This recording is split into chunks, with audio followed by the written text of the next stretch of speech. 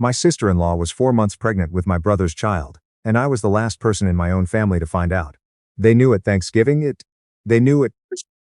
They knew when my kept finding reasons to call me and talk about nothing. Her voice doing that thing it does when she's holding something back. I just didn't know what the something was, because I trusted them too much to read the signs. My name is Grant. I was 36 years old, working as a structural engineer for a firm that handled bridge inspections and retrofits across southern Ontario. It's not glamorous work. Most people don't think about the infrastructure they drive over every day, the stick concrete that's supposed to hold under load for 50-60 years if it's maintained right. I liked that nobody thought about it. I liked being the guy who made sure things didn't fail quietly. My wife's name was Olivia. We'd been together 9 years, married for 6.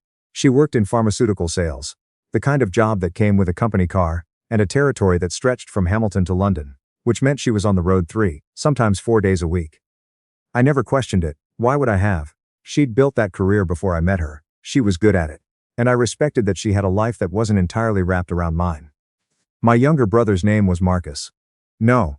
I'm getting ahead of myself, because the name doesn't matter yet.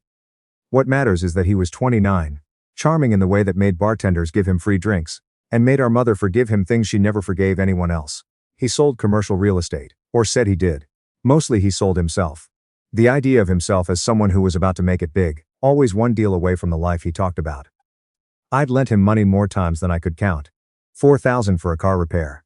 $6,000 to cover a shortfall when a deal he was sure would close fell through. I never asked for it back because asking felt like betting against him, and you don't bet against your brother. I found out by accident, the way most people find out the worst things in their lives. It was a Tuesday in late September. I'd been up in Sudbury for 10 days doing inspections on a rail bridge that had failed a load assessment. Living out of a Best Western with bad coffee and worse cell reception.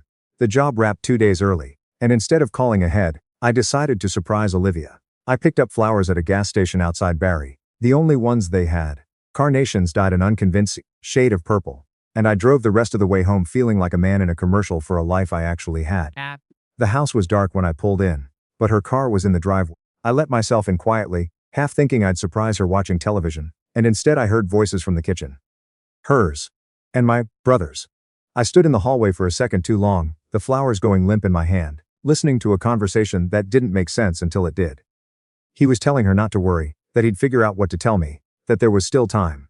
She said something I couldn't hear, and then she said, clear as anything. He can't find out like this, Cole. Wait, no.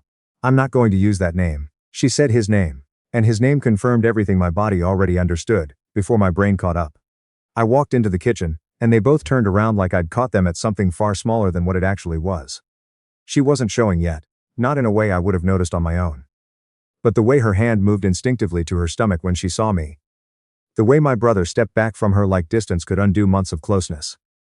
I understood everything in about 4 seconds standing there, holding gas station flowers in my own kitchen. I didn't yell. I want to be honest about that, because in my head, in the version of this story, I used to imagine happening to other men. I always thought I'd be the guy who put a fist through a wall. Instead, I just asked one question. How far along? She said 16 weeks, which meant this had started in early summer, around the time I'd been in Thunder Bay, for 6 weeks doing inspections on the harbor infrastructure. Around the time she'd told me she was so busy, with the new territory, that she could barely talk on the phone. I asked my brother to leave. He did without much of a fight, which told me something too. That he'd already decided, somewhere in his head, how this was going to go, and leaving quietly was part of the plan. I didn't sleep in the house that night. I checked into a hotel near the airport. The kind of place built for layovers and affairs, and I lay on top of the comforter, without taking off my shoes, and stared at the ceiling until the sun came up. What I didn't know yet. What took another 2 weeks to surface, was that my parents had known for over a month. It came out at my father's 65th birthday dinner, which Olivia and I attended separately, both of us performing a normalcy that neither of us felt. My mother pulled me aside in the kitchen, while my father was cutting the cake, and in the careful, rehearsed voice of someone who has been preparing for this conversation, she said, "Whatever happens with you and Olivia, we just want you to know we're here for the baby." I asked her what she meant by that. She froze, and in that freeze I watched 5 weeks of secrecy collapse in front of me. My father had known since August, when Marcus had broken down crying in his garage and told him everything. Mother had known a week after that. My aunt knew.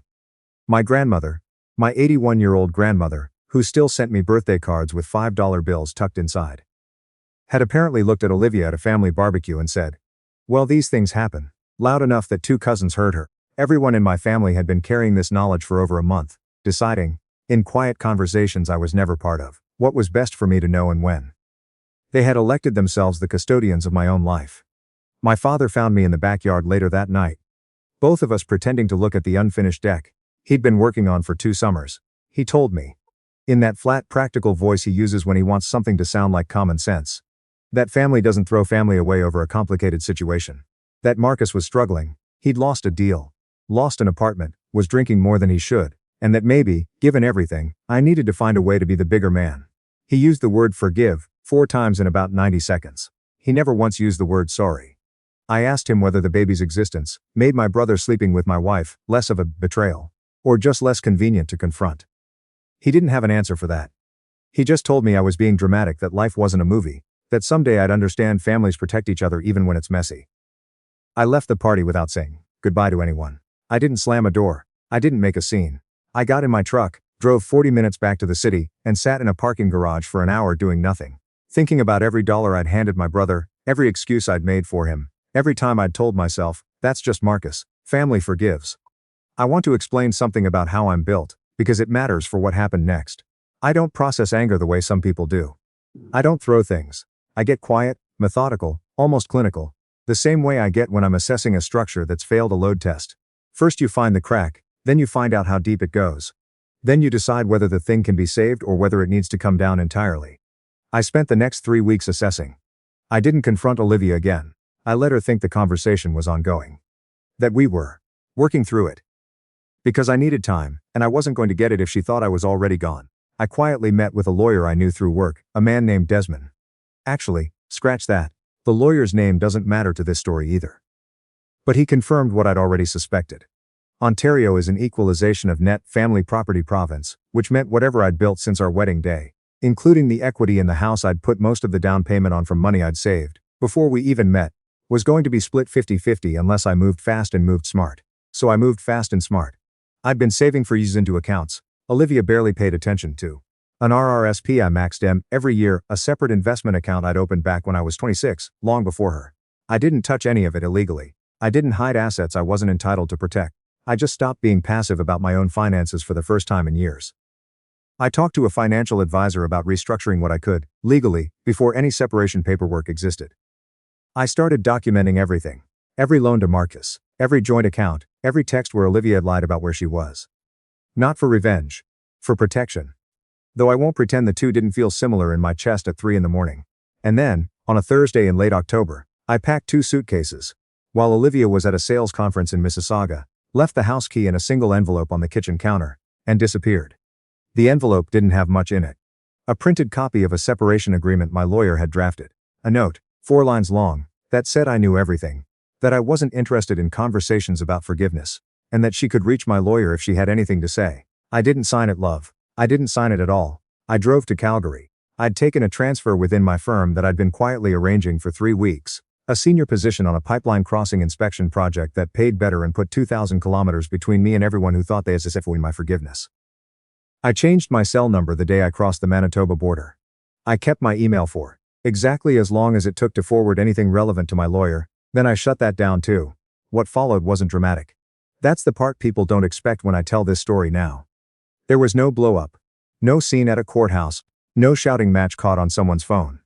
There was just absence. A slow total absence that I maintained with the same discipline I bring to checking a bridge's load tolerance. Consistently. Without exception. Without checking back to see if the structure was still standing. My mother tried calling from numbers I didn't recognize. My father sent 2 letters to my old address that my lawyer forwarded to me. Unopened at first, then opened months later out of a kind of detached curiosity rather than longing. Marcus tried reaching me through a mutual friend from high school, asking him to pass along that he was going through a lot. And could use his brother. I didn't respond to any of it. Olivia, for her part, didn't fight the separation the way I expected. I think some part of her understood she didn't have ground to stand on. And going up against documentation that thorough wasn't going to end well for her either. The house sold. The splits was almost exactly what my lawyer had projected. She kept her car, her jewelry, half of what we'd built together. I kept my career, my retirement accounts, and a version of myself I didn't recognize yet, but was slowly becoming proud of. I built a life in Calgary that had nothing borrowed from the one I left. I rented a condo near the river pathway system, and started running again. Something I hadn't done consistently since university. I made friends through work. A structural inspector named Adebayo, who'd emigrated from Lagos a decade earlier, and had opinions about everything from rebar corrosion to Tim Hortons being overrated. And a project coordinator named Heather who eventually became something more than a coworker. Though that part of the story took almost 2 years to even begin. And I'm not going to pretend it happened faster than it did. 3 years passed before anyone from my old life found me again, and even then it wasn't really me they found. It was a wedding announcement. A cousin's post something online, my new last initial visible in a tagged photo from a friend's engagement party. And somehow that thread got pulled until my mother had an email address for me again. Her message was long. It apologized, eventually somewhere around the 8th paragraph. After several paragraphs explaining why what happened had happened. Marcus had been in a dark place. The family didn't want to lose either of us. Everyone had thought time would heal it before I had to know the full weight of it. She said my grandmother wasn't doing well, that she'd had a stroke that spring, and that she kept asking for me. She said my father had stopped working on the deck entirely, that it just sat there unfinished. Like he didn't have it in him to go back to it. I read the email twice. I didn't cry, which surprised me, because I'd expected that I would, someday, if this moment ever came. I just felt a kind of quiet I recognized from standing in my old kitchen, holding gas station flowers. The same clinical stillness, the same sense of looking at a structure and understanding, finally and completely, that it had already failed long before I walked away from it. I wrote back 2 sentences. I told her I was sorry to hear about my grandmother and that I hoped she found comfort. I didn't offer a phone number. I didn't ask about Marcus, or the baby. A boy, I later learned. Though I never learned his name and never asked for it. Because some boundaries you build for yourself, and you don't get to dismantle them, just because grief makes the other side reasonable for the first time. People ask me sometimes, the few who know the whole story, whether I regret not going back, even once, even for a final conversation. I tell them what I came to understand somewhere on a long, empty stretch of Trans-Canada Highway, outside Swift Current, driving toward a life nobody back home had a vote in anymore. That the opposite of love isn't hate. It's the complete absence of obligation. Hate would have meant I was still tethered to them, still spending energy on people who'd spent 5 weeks deciding how much of my own life I deserved to know about. I wasn't tethered anymore. I'd built something new, board by board. The same way you'd rebuild a bridge that fails load test. Not by patching the crack, but by tearing the whole structure down, and starting somewhere, the ground was solid. And 5 years later, the silence I left behind is still the loudest thing I ever said to any of them.